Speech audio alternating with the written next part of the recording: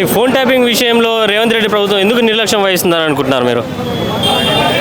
Phone tapping విషయంలో నిర్లక్ష్యం వహిస్తుందంటే ఆయన కూడా గతంలో ఈ ఫోన్ ట్యాపింగ్ సమస్యలు ఎదుర్కొన్నాడు కదా, ఆయనది బయటకు వస్తుందేమో అని, అట్లా కూడా ఒక కారణం కావచ్చు అని అందరి అభిప్రాయం. అదే మా అభిప్రాయం కూడా అదే. ఈ కాంగ్రెస్ పార్టీ ఎప్పుడు కూడా ఇలాంటి విషయాలపైన వాళ్ళకి ఎక్కువ చొరవ ఉంటుంది.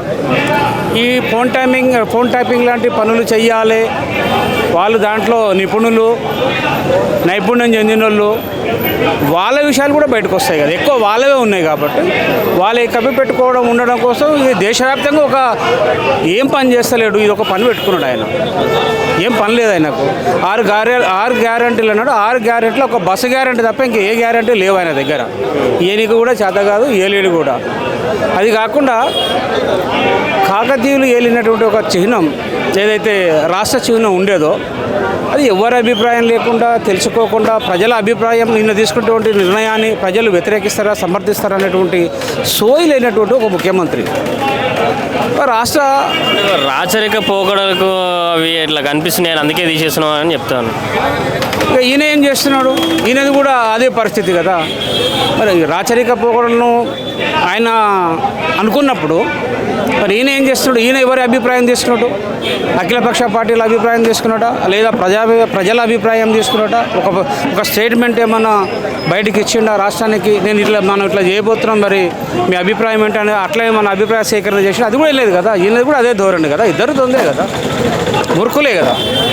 ప్రజల కోసం సేవ చేయడానికి వచ్చినటువంటి ముఖ్యమంత్రి కూడా కాదు కదా ఆయనేమో తాగుబోతున్నాడు, ఈయననేమో దొంగ, ఓటుకు నోటుకు దొంగ ముఖ్యమంత్రి. తాగుబోకు ముఖ్యమంత్రి, దొంగ ముఖ్యమంత్రి. ఆయన ఫామ్ హౌస్లో వండుతుంటే ఈయన రేస్లో వండుతున్నాడు. ఏముంటుంది? వీళ్ళిద్దరు వచ్చి వీళ్ళ వల్ల ఈ రాష్ట్రానికి ఒరిగింది ఏమి లేదు, వాళ్ళ వల్ల వారు ఏం సాధించేది కూడా ఏం లేదు, సాధిస్తారని కూడా మేమేమి అనుకోవట్లేదు. తెలంగాణ రాష్ట్ర గేయం జై జయ తెలంగాణ దానికి సంగీతం వహించిన కీరవాణి గారు ఆందోళన ఎందుకు ఇప్పుడు వివాదం జరుగుతోంది, ఇప్పుడు దాన్ని ఎట్లా చూస్తారు మీరు? అది అందశ్రీ ఏమో దళిత సామాజిక కవి. ఆయన జాతీయ గీతము పెట్టడానికి ఏమి ఇబ్బంది ఏమి లేదు. వాస్తవంగా కూడా ఒక కవి, ఒక స్పృహతో రాసినటువంటి కవి. ఆంధ్ర ఆయన సంగీతం తీసుకున్నాడంటే ఇప్పుడు దానికి మనం ఏం అనలేము. వాళ్ళు ఏ రకమైనటువంటి అభిప్రాయంతో తీసుకున్నారు. అట్లాంటి మన కేసీఆర్ ఉన్నాడు, మేఘా కృష్ణారెడ్డి ఆంధ్ర అయినా కదా, ఆయనకి ఇవ్వద్దు కదా. అట్లా వీళ్ళు కూడా చాలా చేసారు. గతంలో ఉన్నటువంటి కేసీఆర్ కూడా తెలంగాణకు వ్యతిరేకంగా ఉన్నటువంటి వాళ్ళని అసలు తెలంగాణ వద్దనుకున్నటువంటి వాళ్ళతోటి ఎన్నో పనులు చేయించుకున్నటువంటి వాడు.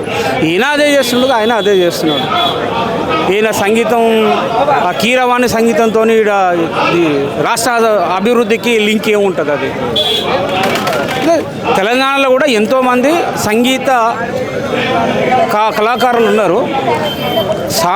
దళిత సామాజిక కవి జయ జయ తెలంగాణ అటువంటి జాతీయ గీతం రాసినప్పుడు ఆ గీతానికి తెలంగాణ సంగీత కళాకారుడు అయితే బాగుండేది.